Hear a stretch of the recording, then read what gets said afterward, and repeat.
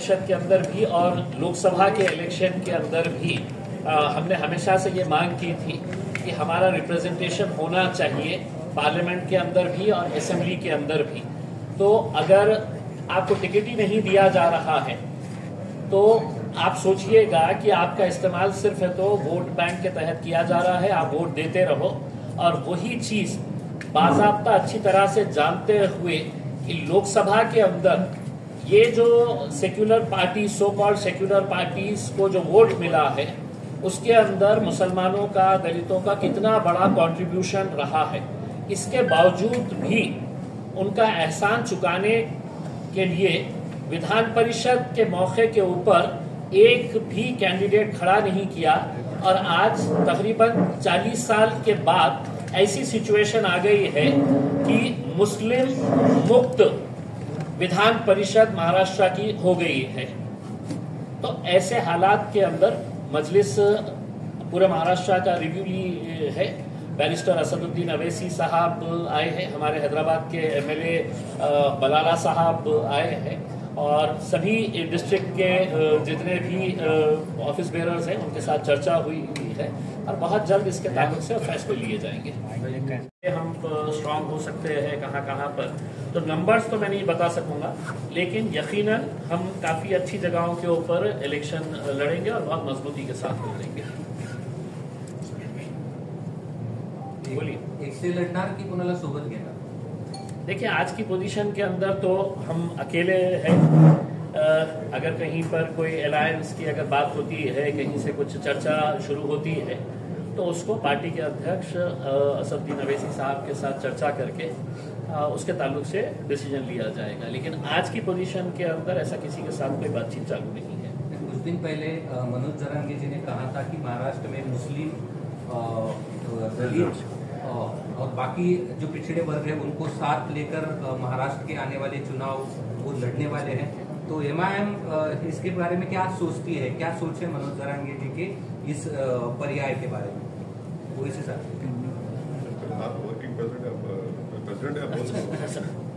नहीं, देखिए, एमआईएम को भले ही आप एक अलग नजरिए से देखते हैं, लेकिन हम ऐसा कास्ट बेसिस के ऊपर कि ये जाति के लोगों, तो अलग अलग जाति, धर्म और मजहब के लोग जो है वो एमआईएम के साथ जुड़ रहे हैं। तो जरांगे पाटिल साहब ने जो कहा है आने वाले वक्त के अंदर पॉलिटिकल सिचुएशन सिनेरियो क्या होने वाला है ये देखने को मिलेगा। हर रोज़ कुछ ना कुछ महाराष्ट्र के अंदर पॉलिटिकल डेवलपमेंट हो रहा है। आज जो एक पार्टी के अंदर है वो रात होए तक दूसरी पार्टी में चले जाता है, सुबह होए तक तीसरी पार्टी में चले जाता है। तो अगले कुछ दिनों के अंदर बहुत कुछ बदलाव आने वाला है। उसके बाद डिसीजन लिया जाएगा अगर किसी को साथ में लेकर चलना है तो। एक सेकंड, ये सवाल का जवाब। इनका जो सवाल था ऐसा है ना कि मैं हमारे जरांगे साहब की बड़ी इज्जत करता हूं और मैं उनको मुबारकबाद भी देता हूं कि उनके इस आंदोलन की वजह से 8 मराठा एमपीज कामयाब हुए मराठवाड़ा में और महाराष्ट्र में एक भी मुसलमान एमपी नहीं। महाराष्ट्र में ओबीसी समाज के एमपी जीत कर आए मगर एक भी मुसलमान एमपी नहीं जीता। तो ये भारत की जो हमारी जमहूरियत है, हम ये दावा करते कि हमारी जमहूरियत, हमारी लोकशाही जो है वो एक रिप्रेजेंटेटिव फॉर्म ऑफ डेमोक्रेसी है। अब रिप्रेजेंटेटिव फॉर्म ऑफ डेमोक्रेसी में आपका हर समाज का एमपी जीतकर जाता है महाराष्ट्र से और एक समाज का कोई एमपी नहीं जीतता है तो मुसलमान समाज का है। तो ये बात इन तमाम जिम्मेदारों को सोचने की ज़रूरत है और हमारी कोशिश यही है कि जो औरंगाबाद से इम्तियाज़ जलील साहब को कामयाबी नहीं मिली, इसका ना सिर्फ महाराष्ट्र के पूरे मुस्लिम समाज में एक गम है, गुस्सा है और वो गम और गुस्सा ये कह रहा है कि भाई हर समाज का आदमी जीत रहा है हमारा एक एमपी था मुस्लिम समाज का, उसको हराने के लिए सब मिलकर उसको हरा दिए। तो ये सच्चाई है। और भारत की पार्लियामेंट में आज पहली मर्तबा ऐसा हुआ है कि अपर कास्ट और backward OBC other backward class का रिप्रेजेंटेशन बराबर हो चुका है भारत की पार्लियामेंट में। और किसी समाज का अगर पॉलिटिकल रिप्रेजेंटेशन सिर्फ 4% है, 14% आबादी भारत में मुसलमानों की है और सिर्फ 4% एमपी जीत कर आ रहे, तो ये आखिर ये मुसलमानों से उनको वोट डालने के लिए क्यों पीछे हट रहे? मुसलमान तो झोली भर भर कर वोट डाला ना सबको। हम सब जब डाल रहे हैं वोट, तो हमको क्यों नहीं वोट डालते? तो ये सवाल मेरा ये तमाम पॉलिटिकल पार्टी से, ये तमाम लीडर से, और ये सवाल मुसलमानों को भी सोचना है। हम वोट डालने वाली मशीन तो नहीं है ना, हम तो एटीएम नहीं है कि तुम आओ और हमको दबा दो और हम डालते जाए वोट। तो ये आपके सवाल का जवाब ये है। क्या किधर अगर उनकी तरफ से कोई प्रस्ताव आता है तो आपको साथ लेके जाके बात करता हूं। मैं हमेशा जो है मैं जरांगे साहब, देखिए सुनिए एक मिनट, मैं जरांगे साहब को मुबारकबाद देता हूं कि उन्होंने खड़े हुए अपने समाज के लिए, और उनके खड़े रहने की वजह से 8 मराठा एमपी को उन्होंने कामयाब कर दिया।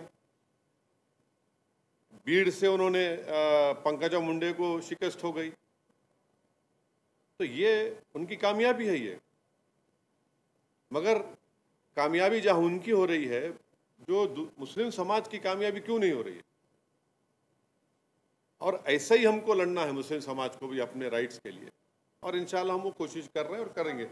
दूसरी पार्टियां तो सिर्फ मुस्लिम, दूसरी पार्टीज तो सिर्फ मुस्लिम वोट को लेना चाहती है, कैंडिडेट नहीं दे सकते। तो इम्तियाज साहब ने सही कहा, आज आपके महाराष्ट्र काउंसिल में ना, काउंसिल में तो कोई नहीं है मुसलमान। तो ये महाराष्ट्र के 11% मुसलमानों के लिए एक बहुत ही तकलीफदेह बात है। अगर उनकी तरफ से कोई बातचीत होती है, हम बराबर बात करेंगे। वैसा हम अपने दरवाजे बंद नहीं कर रहे हैं। आप बोलो भाई, असद साहब बोल क्या है?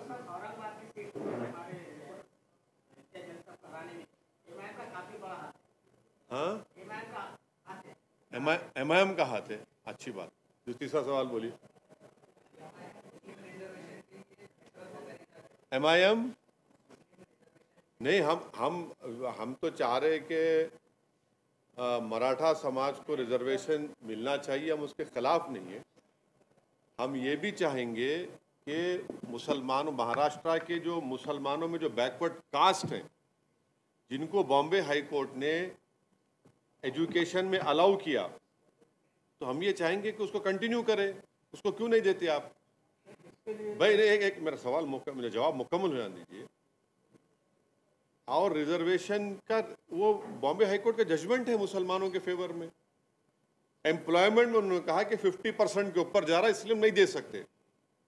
तो आज भी हम इस बात का डिमांड करते हैं कि नरेंद्र मोदी की गवर्नमेंट और मोदी अपने आप को पार्लियामेंट में खड़े होकर सीना पे हाथ मार के बोले बैकवर्ड क्लास का नेता मैं हूं, तो नरेंद्र मोदी अगर वाकई में बैकवर्ड क्लास से मोहब्बत करते हैं, जो इस देश की 50% ज़्यादा आबादी है, तो पार्लियामेंट में बिल लेकर आओ। आप 50% की जो लिमिट को ब्रीच करो, पूरे पॉलिटिकल पार्टी सपोर्ट करेंगे, उसको लेकर आइए ना बिल आप। और यकीनन मिलना चाहिए, जहां पर आप हम मराठाओं को मिलना चाहिए। ये आप ये नहीं कि पूछते कि भाई आप इम्तियाज जलील क्यों आ रहा है, आप लोग इम्तियाज जलील क्यों आ रहा है, ये पूछना चाहिए लोगों को। एक एमपी था मुस्लिम, आप हराए उसको।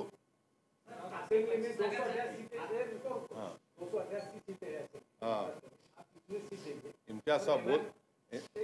महाविकास आघाड़ी के कितने सीट लाने का आपका टारगेट? हाँ, महाविकास आघाड़ी की सीट कितने गिराना है, क्या प्लान है आपका, क्या टारगेट? पूरे 48 लोकसभा सीट में एक मर्द खड़ा हुआ था जिसका नाम इम्तियाज जलील था, पूरे मिल के उसको हराने पे लग गए। सुनिए, एक मिनट ठहरिए। आप गिराने की बात कर रहे हैं, इम्तियाज जलील गिराने में सबका हाथ है। कोई सामने से हमला करा, कोई पीछे से करा, कोई साइड से करा, वो सब महाराष्ट्र की जनता देख चुकी है।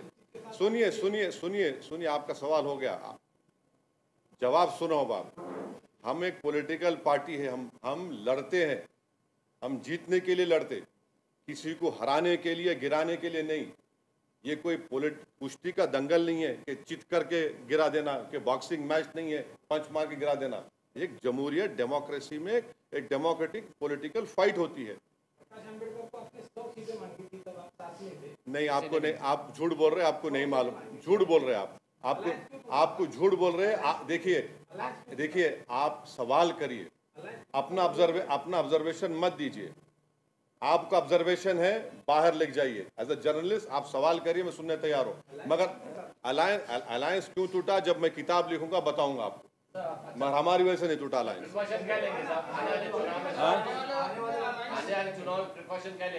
आने वाले क्या बोल, किससे, अब कौन अलायंस करना चाह रहा हमसे, कोई बात करेगा तो हम बात करेंगे। अभी तक तो कोई बात नहीं करे, कोई बात ही नहीं हुई अभी किसी से हमारी।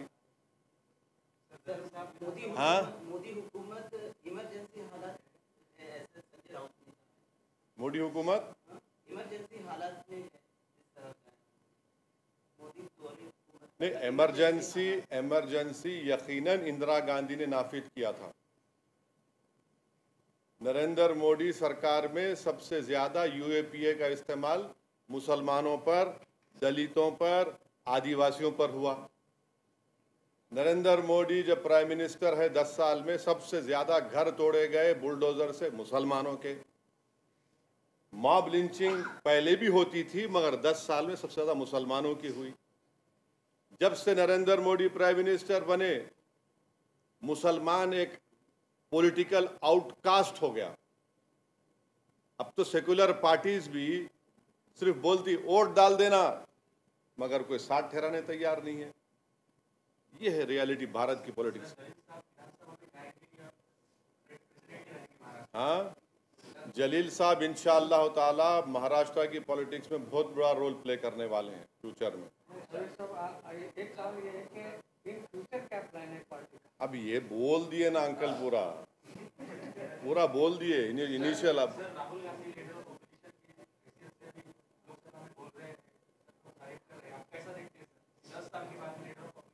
हाँ, तो उनके पास स्ट्रेंथ है, उन्होंने 10% उनके पास आ गए, उन्होंने एलओपी बन गए। ये है।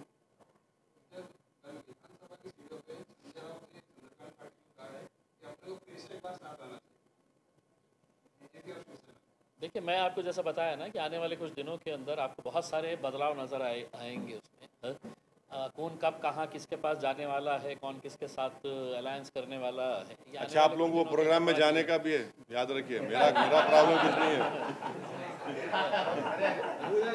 हाँ, याद दिला रहा हूँ, आप कल याद दिला रहा हूँ।